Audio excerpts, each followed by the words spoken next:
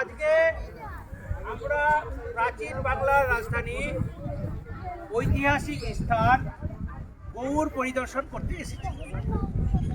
এখন আমরা গৌড়ের যে ফিরোজ মিনার রয়েছে সেই ফিরোজ মিনারটির সামনে আমরা এসে পৌঁছেছি।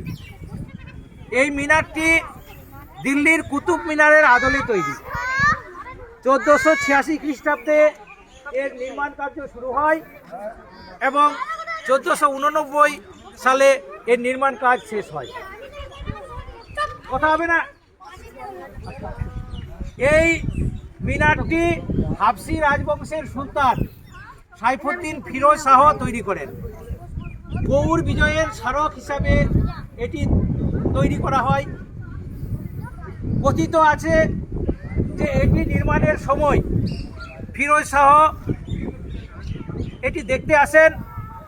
এখানকার যে প্রধান স্থপতি অর্থাৎ রাজমিস্ত্রি তাকে জিজ্ঞাসা করেন যে এটিকে কি আরও উঁচু করা সম্ভব।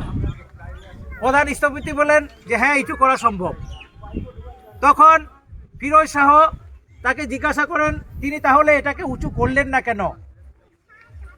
রাজমিস্ত্রি বলেন যে না, তখন মালপত্র ছিল না। সুলতান প্রচণ্ড ক্ষুব্ধ হন, তাকে এই মিনারের সর্বোচ্চ চূড়ায় নিয়ে গিয়ে সেখান থেকে ধাক্কা দিয়ে ফেলে দেন। তৎক্ষণাৎ সেই স্থপতি মারা যান। তারপর তিনি নিজের পরিচারককে আবার মোরগাঁও থেকে নতুন স্থপতি নিয়ে আসতে বলেন এবং তাকে দিয়ে এর নির্মাণ কার্য সমাপ্ত হয়। আমরা দেখতে পাচ্ছি এটা 5 তলা একটি মিনার।